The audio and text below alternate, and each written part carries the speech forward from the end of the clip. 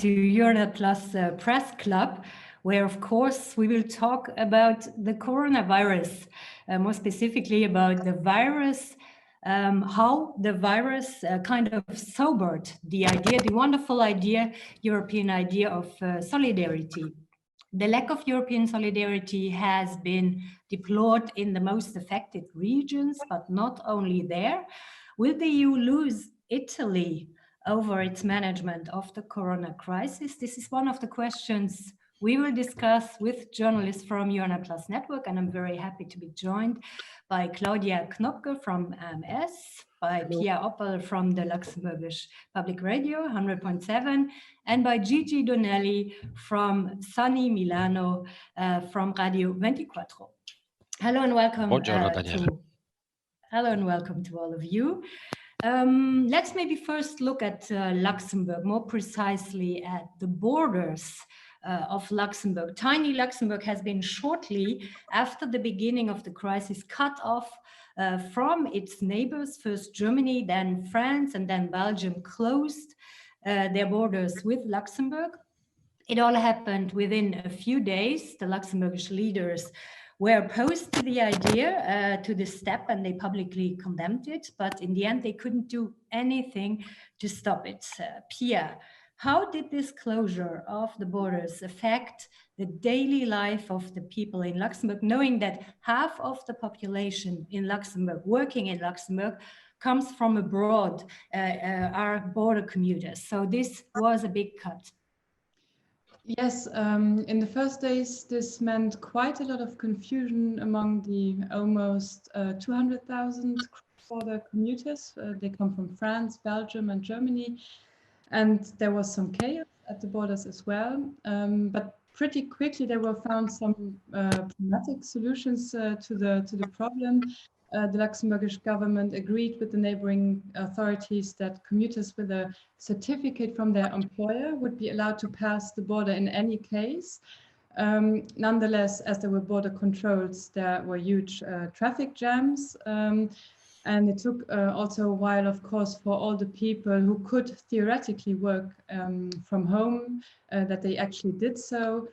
So after that, the situation got a little better at the borders in that regard. But this confronted people with a new problem that we actually already knew existed before the crisis, because the number of days that are allowed to work from your home is limited. So otherwise people will need to pay the taxes in their home country and not in Luxembourg. Political negotiations about that have been going on forever, and they never came to a conclusion.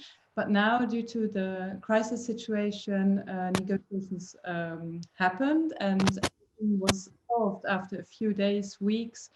So now all the commuters can work from home if they can theoretically do so, and they can pay their taxes in Luxembourg, no problem with that. So that solution was found as well. Just one last point, for many of the commuters who work in the health sector, they of course cannot work from home, and they also have a solution now. They can, if they want to live in a hotel here in Luxembourg, if they want to avoid traffic jams, or if it's of convenience to them to just be closer to work because they have to work a lot right now. It's not really a huge success until now. The last article I found about it mentioned less than 200 people who now live in hotels.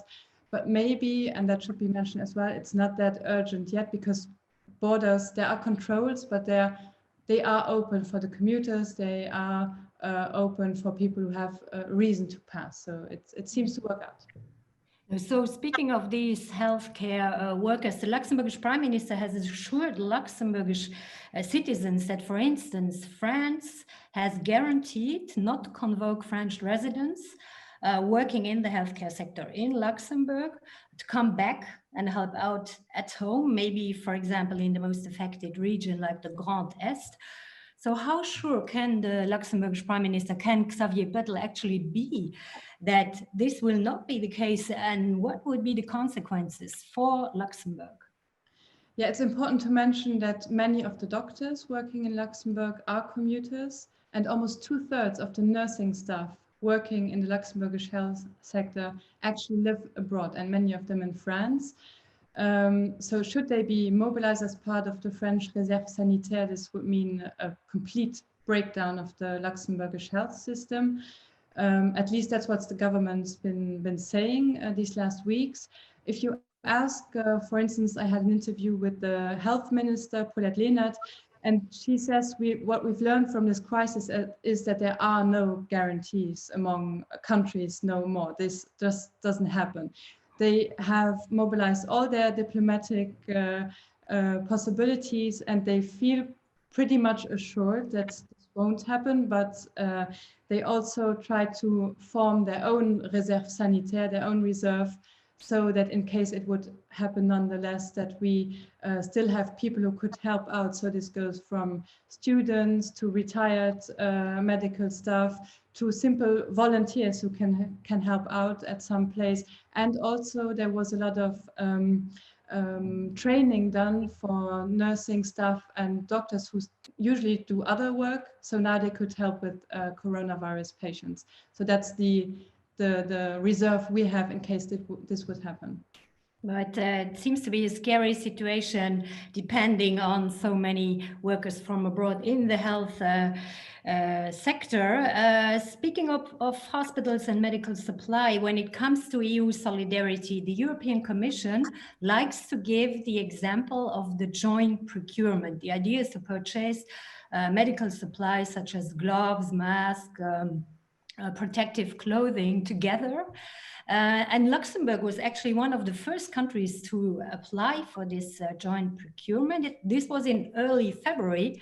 Now we are in April, and still there's nothing was delivered in Luxembourg. So what's the problem? What went wrong here? I asked that question to the Luxembourgish health minister, Paulette Lehnert, as well in a recent interview, and she was quite tight-lipped about it. She referred to the EU Commission and mentioned the general problems of shortage on the global market. So no explanation from the side of the Luxembourgish government for what's been going wrong. Apparently it took very long for many countries to actually admit that they needed more supply. So the EU Commission brought up the joint procurement option in January.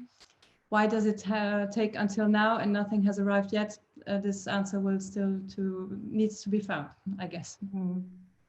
And when we asked this question, and maybe I can add that in Brussels to the Commission, the speaker just said, well, he mentioned that countries are also able to make procurement on the national basis. So that's for the European solidarity. Claudia, coming back to the borders and going to the German borders, Germany was, as I said, one of the first countries to close the borders. Days before this has been done, almost everybody kept saying that the virus doesn't stop at any border. And yet, here we are. So what do the people in Germany actually think of this very unexpected step? Well, I would say it depends on who you might ask. I mean, the majority is fine with it because they don't really feel it. But there are a lot of cross-border workers, and they might tell you something else. But in total, I would say the majority is following the current restrictions in a quite disciplined way, and the closed borders are somehow part of the whole restriction package. So I would say they are more or less okay with it. So not all the borders are closed, though. This week there has been new announcement of new decisions, but Armin Laschet, the Prime Minister of North Rhine-Westphalia, he stayed strong and he said no to closing the borders to Belgium and to the Netherlands. So now, Claudia, are the people in North Rhine-Westphalia the real Europeans? How can we explain this exception? Well, I would say yes, for me personally, coming from North Rhine-Westphalia. But you have to know the area Germany, Belgium, Netherlands. It's called the Euregio, the EU region, and it's the oldest European region. And there are a lot of links, not only by language, but a lot of other stuff. And Armin Laschet commented on this decision to keep the borders open. It was worth the fight. And that ensures that, for example, hospitals close to the border can still be reached by Germans, Dutch, and Belgians. And this also safeguards the movement of goods for food such as fruit and vegetables. And everybody knows a lot of tomatoes and cucumbers are coming from the Netherlands, so we would starve without having those. And among the 16 German federal states, North Rhine-Westphalia, North Rhine-Westphalia is the biggest. And maybe that was counting a little bit in Berlin too. EU solidarity is at stake. That's what many politicians and also observers underlining. Also during the ongoing talks of EU finance ministers, who try to find a response to the crisis. In these discussions, one word has been very important, the word Corona bonds or Euro bonds. So Germany is one of the countries the most reluctant to this idea of Eurobonds, of Corona bonds. Although this time it's a socialist, Olaf Scholz, being finance minister, the approach seems to be the same than back in the days when Wolfgang Schäuble, the Christian Democrat, was at this post. He was kind of a tough guy, but nothing changed here, Claudia. Well, Olaf Scholz comes from Hamburg. And in Hamburg, a very old, good traders tradition is to make a lot of money and not to give a lot of money. And if so, then there must be a very promising bargain inside. But no, seriously, the explanation for why Scholz, and not only him here in Germany, is so reluctant to the Eurobonds is that there are instruments for them at hand already. And it's like the ESM, like now SURE, the new initiative proposed by the European Commission, and the European Investment Bank. So in total, many billions of euro would be there.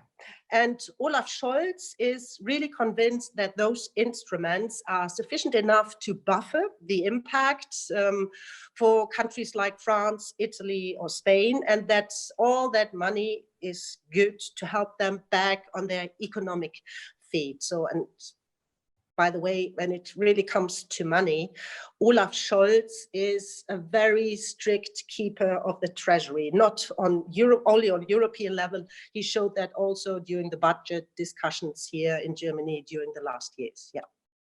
So let's see if this is enough for Italy with Gigi Donnelly from Milano. You are in Milano, in Lombardy, one of the regions the most affected.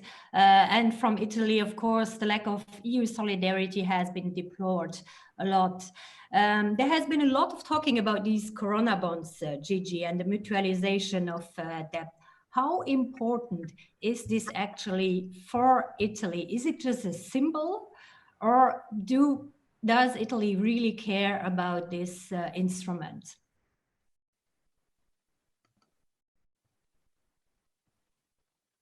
Gigi, I'm afraid we can't hear you, Gigi. I'm afraid you have to. Can you hear me? Yes, now we can hear you. I was trying not disturbing and I forgot to open it. Sorry. No problem. I would say it became a major symbol. And still there are some technical reasons that could be debatable, but for sure during the last days it changed to our, let's say, public opinion because of a reason. We had for the last months a prime minister that is considered, Mr. Conte, that is considered a very Christian democratic approach person, so very sensitive to European needs, very polite, gentle, and kind. As you all know, we had a previous government with the same prime minister, by the way, but with a very strong influence of the right-wing parties by Salvini in order to understand each other. So people learned to appreciate very much Conte. He became quite popular in a moment of crisis. And Mr. Conte made of this battle a significant point of his political agenda. That's why I'm saying it became a very central question for the public opinion. And now Italians are a bit shocked by what they perceive like as a message for Germany. I give you an example. This morning we are on the Facebooks and social accounts, there are two big teams. One team is the one who is posting Der Spiegel and the position of the Spiegel toward Italy and so on. The other is the one posting Die Welt. I mean, it's very unusual for Italian social to share so much an amount of German stuff and communication. So the answer is yes, now people is very sensitive and the expectation for today is very strong. Mm-hmm. The Financial Times this week asked the question I was asking in the beginning of the show, is Europe losing Italy? And it quoted, among others, Carlo Calenda, a former minister and a member of the European Parliament, who says that thousands of pro-Europeans in Italy feel abandoned by their European neighbors, says that the future of Europe is at stake if its institutions are not showing solidarity. Is this also what you feel, what you hear in Milano? Yes, I think it's so. Carlo Calenda, it's what we may define a moderate centrist left. I mean, someone that has never shown the feeling of such a danger. I've been speaking, of course, like all of us, I guess, in the last few days with many people, and this sentiment is very widespread.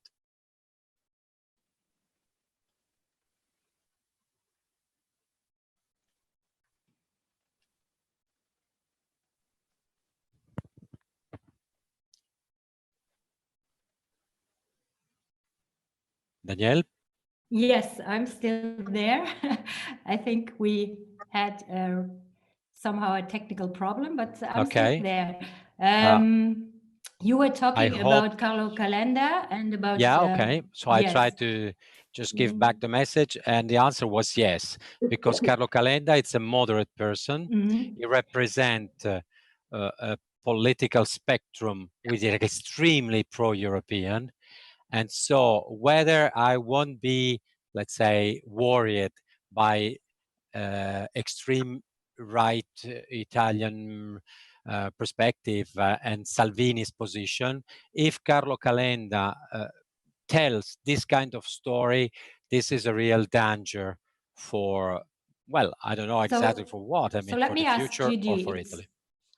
So let me ask, Gigi, it's not only the far right and the Eurosceptics trying to take advantage of the situation, but there is actually a lot of people changing their position these days.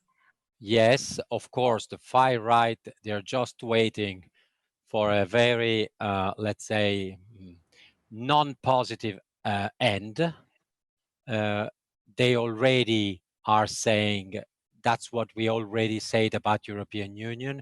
But no, we would be very blind if we think that now in Italy is speaking with the voice of far right, of Salvini and so on. So meanwhile, some countries did send help to Italy or took patients. Do people in Italy take notice of this help? Are they aware of it? Sometimes here we got the impression that help from China and from Russia got more attention in the media. Maybe this is a wrong impression we got.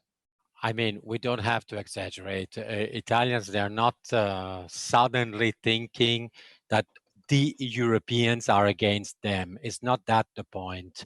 We have a lot of, I mean, Milano, as you know, is a big city with a big, huge foreign community, which 90% is made by Europeans. So we don't have to push so far. What we are talking about are institutions. And the point is that we feel distant. I mean, this is not something completely new, but now it's very, very wide.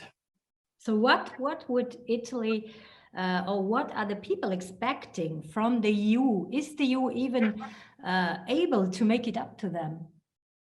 I mean, it's not only Corona bonds, I'm sure about. You are right, but in the meantime, you know, these are very complex subjects. We all know that the difference between MES, Corona bonds, and the role of the banks, they're not the kind of things that each of one can easily manage. So now there is a meeting which is planned for today, late afternoon or evening. I mean, I think we should start to give an answer from there. Probably wouldn't be possible to have a final answer, but a message, and then work on details. Okay, we'll see about that later. Maybe one last questions to the ladies in our round. Pia, the Luxembourgers are traditionally known as being pro-Europeans.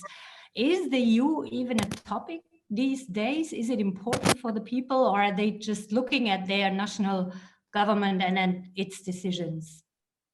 I think there are two things happening here right now. So one is that the threat of the borders closing and seeing that all the countries are affected just reminded everyone here in this tiny country that how dependent we are on the EU working properly, and the government has also expressed its frustration with the whole response to the pandemic not being coordinated among European member states. But on the other hand, my impression was that the last few weeks, the whole political and media debate, and also if you talk to people, was very much focused on what was going on here in Luxembourg. So immediate problems such as the healthcare capacities, testing strategies, government help for the economy. It was only discussed in national terms and national solutions. So there was this repli on our interests here.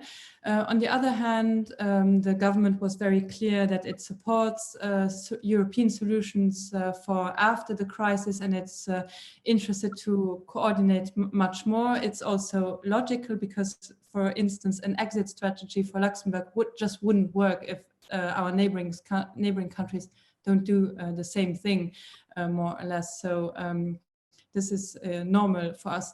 There are some interesting things happening as well. For instance, you had a outcry in the civil society, mainly from cultural actors who asked for unaccompanied refugees from Greece, that they should be admitted as soon as possible in Luxembourg, as was promised before the crisis, and that there should not, because of the pandemic, be any delay in this, and that these children arrived this week. So this actually happened, and there was a very clear message from civil society that this is what it's asked for.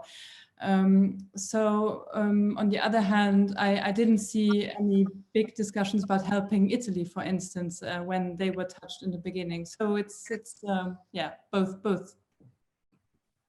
Yeah, thank you, Pia. Claudia, Chancellor Angela Merkel didn't even mention the EU when she spoke to the people publicly on coronavirus crisis. So the EU is not very present these days in the news, isn't it? Oh, it is. It is. I would say it is a topic for several reasons. It's nice to somehow do some EU bashing. That's good to have. Secondly, we urgently need the season workers coming from, especially, as you all know, from Romania and Bulgaria. And a lot of farmers were appealing to, calling out to the government to let them in. And today, a plane with some seasoned workers to harvest the tasty spargel, the asparagus, and then later on the strawberries and everything. So those people are really urgently needed, therefore EU is needed. And Merkel gave on Monday the first press conference after she herself was in Corona quarantine. And there she used again the chance to say what she loves to say. Only if Europe is well, Germany is well too. So without Europe, Germany can't be well. And therefore, I would say we are still convinced Europeans, and EU solidarity still is a topic here. Okay, I'm afraid we're at the end of this press club. Thank you very much, Pia, Claudia, and Gigi for joining. Stay safe, everybody. And thank you, everybody, for watching. Thank you. Thank Bye. you.